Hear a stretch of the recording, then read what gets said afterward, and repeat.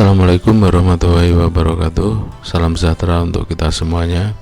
Bapak Ibu Guru dimanapun berada, jumpa kembali di channel Mitra Guru, channel yang memberikan solusi dan informasi seputar pendidikan bersama saya Pak Siswanto. Pada video kali ini saya akan menyampaikan secara singkat tutorial mengenai melaksanakan proyek profil pelajar Pancasila. Tapi sebelum lebih jauh menyampaikan hal tersebut, mohon Bapak Ibu subscribe dan mengeklik like atau share video ini ke teman-teman yang lainnya agar channel ini lebih berkembang lagi. Dan bagi Bapak Ibu yang sudah subscribe, saya ucapkan terima kasih sudah menyaksikan dan menonton video ini. Baik Bapak Ibu, ini adalah skema untuk mempermudah caranya bagaimana menerapkan implementasi proyek profil pelajar Pancasila yang diawali dengan tentunya membentuk tim dulu. Nah, ini membentuk tim ini yang tahu, yang kompeten siapa, koordinatornya siapa, tentu Bapak Ibu sendiri baik sebagai teman guru maupun kepala sekolah silahkan dibentuk dulu. Setelah dibentuk tim nanti didiskusikan penjadwalannya di sini. Penjadwalannya seperti apa? Karena penjadwalannya ini ada yang suka menggunakan seminggu sekali, ada yang suka menggunakan setiap hari, ada yang suka menggunakan sebulan itu mengambil waktu seminggu. Nah, minggu keempat mungkin dipakai semuanya. Nah, itu terserah saja, nanti didiskusikan. Setelah jadwal tersusun, nanti ada, kalau berkenan nanti saya tampilkan contoh-contoh jadwalnya, yaitu pemahaman mengenai dimensi, elemen dan subelemen sesuai dengan surat keputusan nomor 9 tahun 2022. Itu agak banyak nanti surat keputusannya, tapi saya tampilkan sepintas saja karena isi daripada dimensi, elemen serta subelemen ini akan menjadi bahan-bahan yang akan diramu atau dimasukkan ke dalam suatu modul di sini.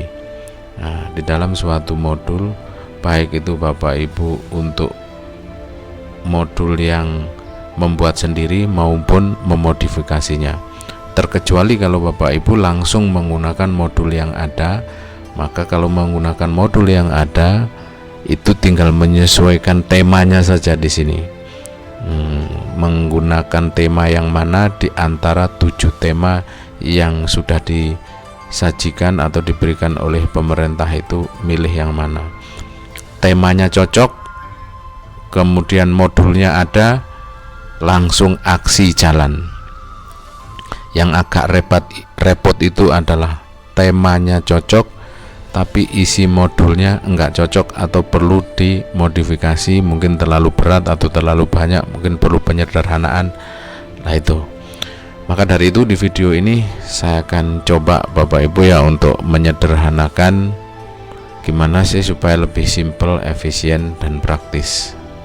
Oke, kalau untuk yang pertama mungkin kita akan lewati dulu yang membentuk tim, ini kan mudah saja. Coba kita lihat ke susunan jadwal dulu. Ini ada contoh penyusunan jadwal. Nah, ini Bapak Ibu menentukan 1 hari dalam seminggu, ini contohnya. 1 hari dalam seminggu ini yang diblok ini hari Jumat kebetulan ya Mbak. Ini tidak harus hari Jumat. Ini bisa hari Kamis, mungkin Rabu atau Sabtu kalau enggak 5 hari kerja, atau Selasa, mungkin Senin repot ya, repot upacara itu. Nah, itu seminggu sekali tapi 1 hari. Nah, ini biasanya ada yang memilih seperti ini. Terus ada juga yang tidak 1 hari dalam seminggu sekali, tapi ini juga ada contoh dilakukan setiap hari. Hari Senin ada, hari Selasa ada, hari Rabu ada, hari Kamis ada, hari Jumat ada, bahkan hari Sabtu pun ada. Nah, ini contoh bagi yang 6 hari kerja, boleh memakai contoh-contoh ini. Atau tidak seperti yang tadi itu, tapi ini memakainya itu ada di Senin, ada Selasa, ada Rabu, ada Kamis, ada Jumat, ada Sabtu, ada. Tapi pelaksanaannya meskipun setiap hari tidak dari jam pertama ini ya, ini diambilnya itu jam terakhir, 2 jam terakhir. Boleh juga seperti ini. Itu masalah penjadwalan nanti didiskusikan aja dengan teman-teman tim yang ngurusi project ini tentunya ya. Setelah terbentuk maka nanti bisa mendiskusikan jadwal-jadwal tersebut. Ini hanya beberapa contoh alternatif saja. Yang lainnya bisa Bapak Ibu kembangkan sesuai dengan kondisi sekolah masing-masing. Baik, berikutnya Bapak Ibu kita akan melihat ke pemahaman tentang dimensi. Sebelum kita ke tema, begitu juga sebelum bagaimana sih membuat modulnya dan melaksanakannya. Dimensi elemen sub-elemen profil pelajar Pancasila pada kurikulum Merdeka itu sudah ada surat keputusan dari Kepala Badan Standar Kurikulum dan Asesmen Kemendikbudristek nomor 9H KR 2022. Kalau dilihat poin-poinnya itu ada 3 poin utama dalam SK tersebut, yaitu menetapkan bahwa dimensi, elemen, dan sub-elemen profil pelajar Pancasila itu untuk pembelajaran di satuan pendidikan pelaksana kurikulum Merdeka, baik Bapak Ibu itu kurikulum Merdeka Mandiri atau program sekolah penggerak. Kemudian yang poin nomor 2, dimensi, elemen, dan sub-elemen profil pelajar Pancasila digunakan dalam proyek penguatan profil pelajar Pancasila di satuan pendidikan pelaksana kurikulum Merdeka. Poin yang ketiga, menetapkan dimensi, elemen, dan sub-elemen profil pelajar Pancasila pada kurikulum Merdeka. Jadi sudah di SK-kan, sudah ditetapkan, sudah digunakan, dan untuk pembelajaran. Oke, selanjutnya coba kita lebih dalam lagi mengenai dimensi profil pelajar Pancasila dan elemen serta sub-elemennya seperti apa. Kalau dimensinya Bapak Ibu pasti sudah paham, ini sudah dari beberapa tahun yang lalu atau tahun yang lalu-lalu juga sudah digaung-gaungkan bahwa dimensinya itu ada 6: beriman, bertakwa, dan seterusnya, berkebinekaan global, bergotong royong, kreatif, bernalar kritis, mandiri. Ini adalah dimensi. Ini perlu saya tayangkan juga Bapak Ibu, kenapa kok ini diulang-ulang, karena ada yang beranggapan bahwa profil proyek pelajar Pancasila siswa dalam 1 tahun mengambil 3 proyek, yaitu bergotong royong, kreatif, mandiri. Ada yang beranggapan seperti itu Bapak Ibu ya, padahal itu salah ya. Mengambil 3 itu bukan 3 dimensinya yang diambil, bergotong royong, kreatif, mandiri itu, tapi nanti di pembahasan berikutnya, karena ini perlu dimasukkan lagi ke dalam tema-tema. Nah, tema itulah yang nanti yang diambil, ada 3 tema atau 3 proyek tema. Temanya itu ada 7 yang sudah ditentukan oleh pemerintah, tapi itu nanti di slide berikutnya Bapak Ibu ya. Kita lihat dulu secara detail dulu mengenai dimensi-dimensi ini dan elemen-elemennya.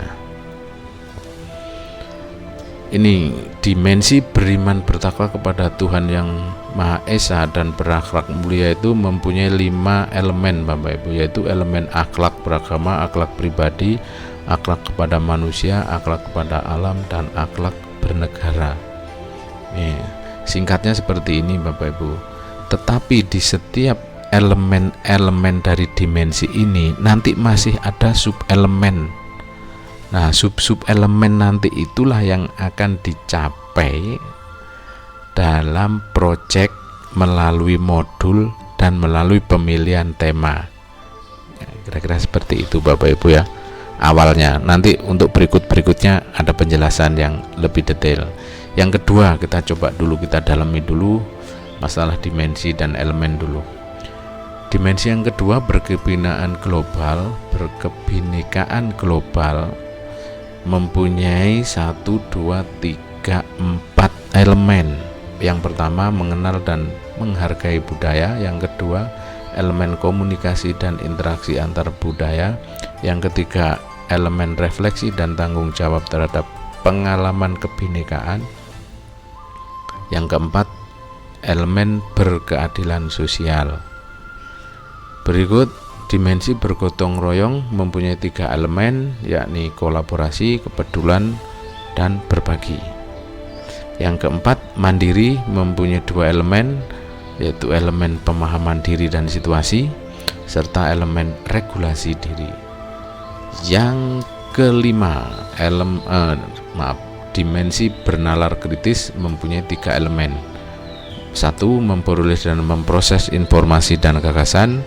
Yang kedua, menganalisis dan mengevaluasi penalaran. Yang ketiga, merefleksi dan mengevaluasi pemikiran sendiri. Itu ada 3 elemen Bapak Ibu ya.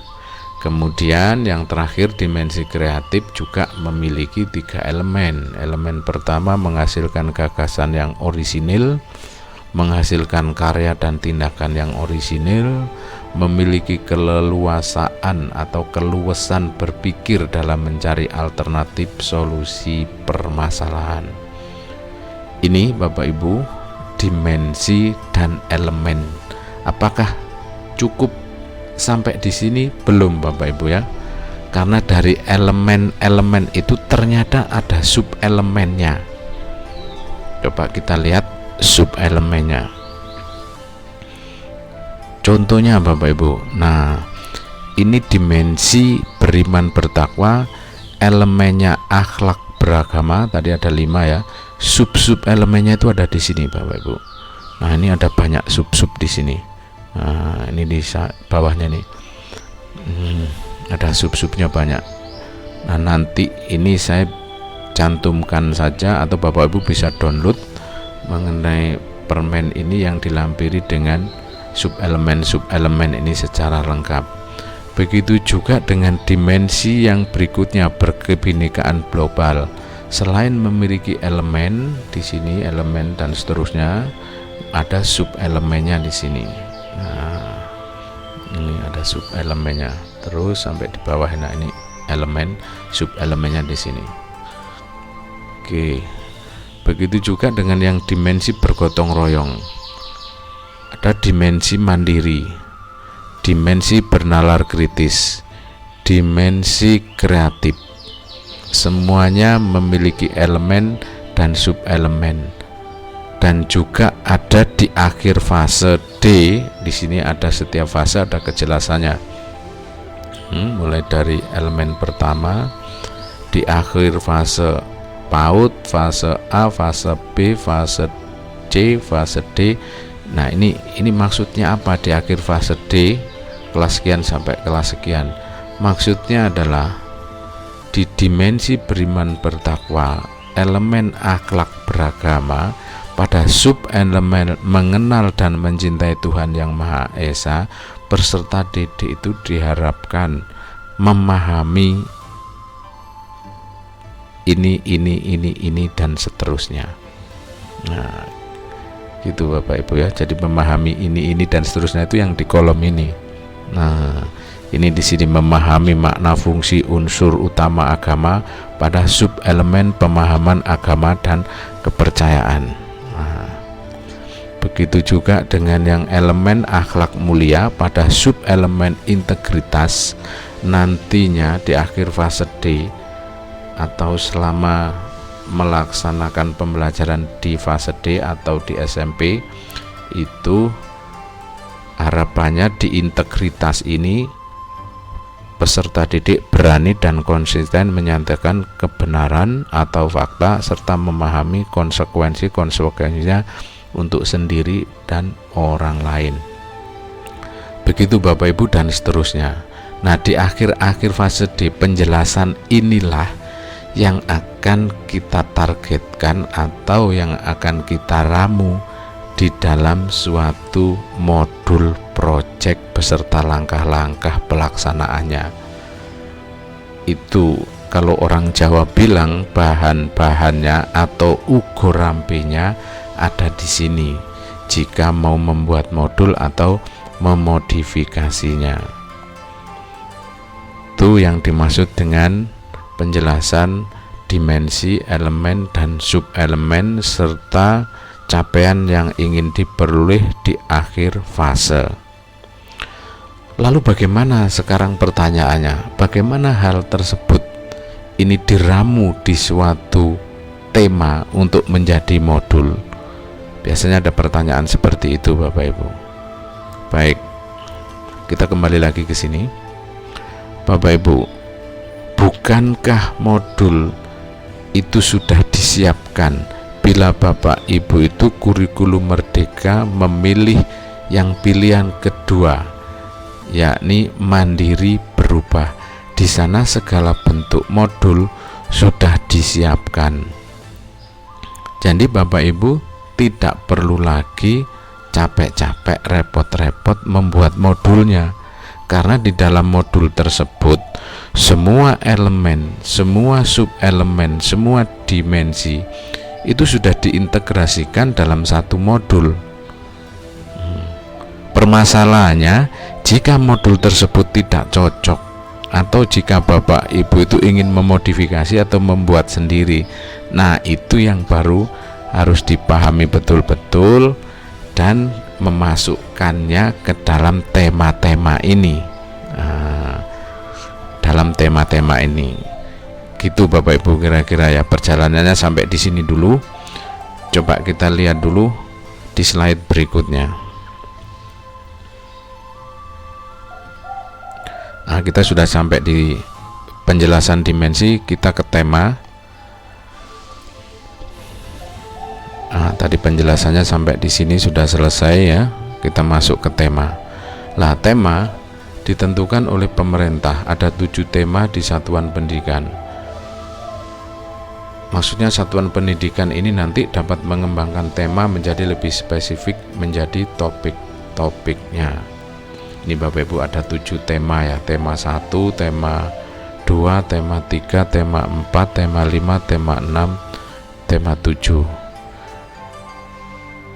Bapak Ibu bisa memilih atau membuat tema atau menyiapkan tema-tema ini ke dalam modul-modul proyek yang nantinya akan dipilih oleh siswa itu memilih 3 tema dalam setahun. Oke. Misalnya di sini ada tema gaya hidup. Kalau tema gaya hidup berkelanjutan, kalau saya klik misalnya ya. Oke. Nah, ini bagaimana sih tema tersebut dikembangkan? Nah, tema ini bisa dikembangkan menjadi topiknya apa, bentuk kegiatannya apa, sasaran profil proyek pelajar Pancasilanya seperti apa, dan pelajaran yang terlibat apa dan waktunya kapan. Bisa diidentifikasi seperti ini dulu sebelum dibuat atau dimodifikasi modulnya. Misal di sini ada tema gaya hidup berkelanjutan dengan topik jejak karbon kita.